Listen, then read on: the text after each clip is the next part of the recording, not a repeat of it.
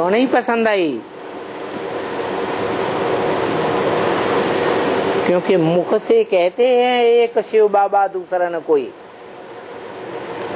लेकिन प्रैक्टिकल में जीवन में देखा जाए तो एक मनुष्य सृष्टि के बाप का पार्ट बजाने वाली आत्माओं को छोड़ करके एक भी मनुष्य आत्मा ब्राह्मण परिवार में नहीं है जो गुरुडम के आधार पर न चलती हो।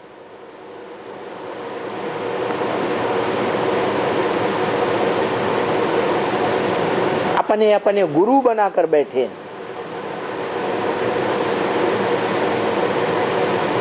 उन गुरुओं को आधार बना रखा है।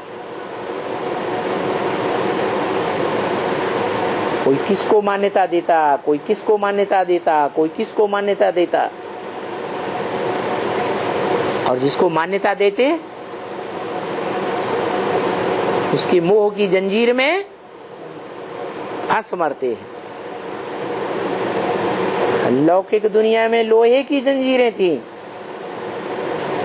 और यहाँ ब्राह्मणों की दुनिया में ये सोने की जंजीरें बन जाती हैं।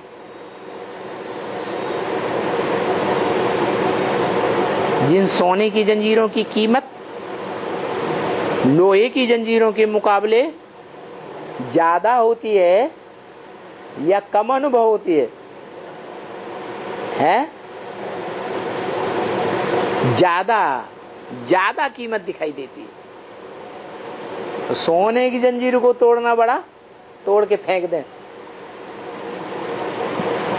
ऐसा होता है क्या? हो नहीं पाता। जो फाइनल पेपर बताया, नष्टो मोहा स्मृति लब्धा, अपनी देह से नष्टो मोहा, देह के पदार्थों से नष्टो मोहा, देह के संबंधियों संपर्कियों से नष्टो मोहा। फिर एक शिव बाबा, दूसरा न कोई।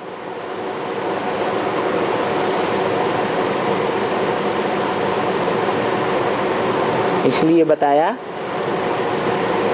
ये तीन नदियों का मेल है, ज्ञान, भक्ति और बैराग।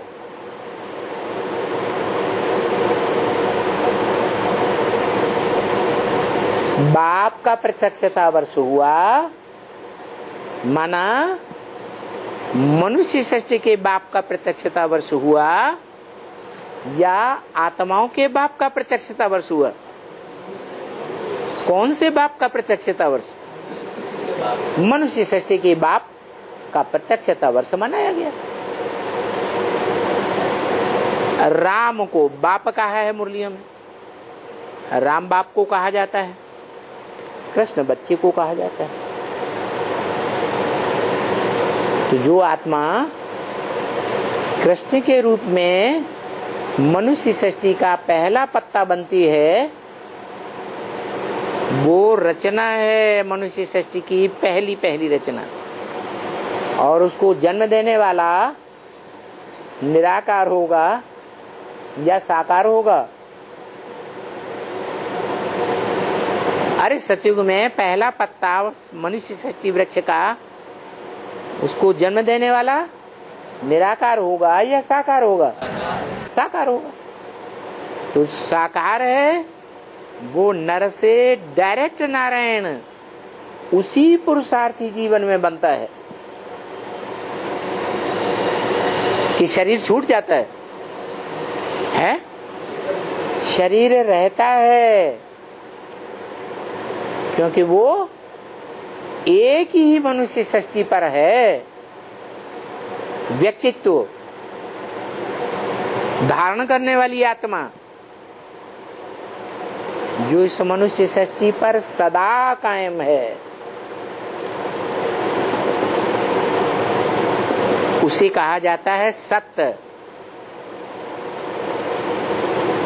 जो सत्य सच्चा है वो सदा कायम रहता है, जो झूठा है वो भाग खड़ा होता है।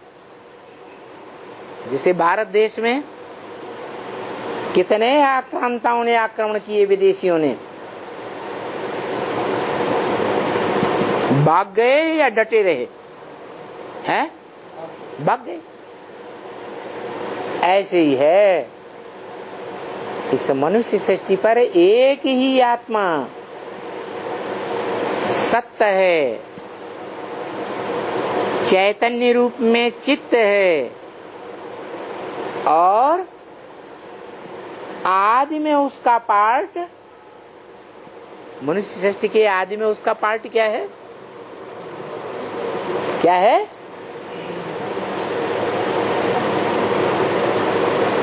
अरे ब्रह्मा तो अंत का पार्ट है मनुष्य सृष्टि का, या मनुष्य सृष्टि के आदि का पार्ट है? हैं? हाँ, ब्रह्मा की आयु 100 वर्ष, मृत्युलोक में ब्रह्मा की आयु खलास हो जाती है। तो परम ब्रह्म जो पहला ब्रह्मा है, उसकी आयु 37-36 में 60 साल, 40 साल 36 में जोड़ दिए तो 1976 आता है 76 के लिए। तो 100 साल मृत्युलोक में खत्म हुए। आत्मा की बात है, पार्टधारी आत्मा की, या शरीर के पार्ट की बात है? आत्मा की पार्ट है, बात है। शरीर के साथ पार्ट नहीं बजाया ब्रह्मा का है। 100 साल ब्रह्मा के पूरे हुए ना, अव्वल नंबर ब्रह्मा के। तो मृत्युलोक में पूरे होते हैं या अमरलोक में पूरे होते हैं? मृत्युलोक में 100 साल पूरे हुए। वो आत्मा मृत्युलोक पार करने के बाद फिर कहाँ जाती है? आत्मा से, मन बुद्धि से कहाँ चली जाती है? स्वर्ग में चली जाती है। माना मनन चिंतन मंथन के आधार पर सुख का अनुभव करेगी, या कोई बात को लेकर, समस्या को लेकर, परिस्थिति को लेकर के दुख का अनुभव करेगी? है ज्ञान को पंथ, कृपान को धारा। ज्ञान का रास्ता तलवार की तरह, जो कुछ भी विघ्न बाधाएं आए तलवार की तरह काटते चले जाओ, काटते चले जाओ। कोई दुख का अनुभव नहीं कर सकता। अगर ईश्वरीय ज्ञान पूरी रीति बुद्धि में बैठा हुआ है तो दुख की कोई बात हो ही नहीं सकती। इसलिए बोला है, बाप को याद करो, घर को याद करो, स्वर्ग को याद करो। 3 को क्यों याद करें? क्योंकि तीनों एक ही पार्टधारी है, जिसके लिए बोला कि तुम बच्चे परमधाम को, घर को इस सृष्टि पर उतार लेंगे। नंबरवार उतारेंगे या एक साथ उतारेंगे? तो पहला नंबर कोई होगा। जो पहला नंबर है वो परमधाम को इस सृष्टि पर उतार लेता है, माने अपने अंदर उस स्मृति में टिक जाता है। किस स्मृति में? परमधाम की स्मृति में टिक जाता है, और अपनी ज्योति बिंदु आत्मा को उस परमधाम में अपने अंदर ही महसूस करता है, और सदा सुखी रहता है, आनंद में रहता है या दुख में रहता है? सदा सुखी रहेगा। तो किसको याद करो? है? सुखधाम को याद करो, दुखधाम को याद करो, या शांतिधाम को याद करो, या बाप को याद करो? है? एक बाप में तीनों ही बातें समाई हुई हैं, और अनुभव भी करते हैं, बोला भी है। जो पतित से पावन बनते हैं वो पतित पावन सीताराम कहकर बुलाते भी हैं।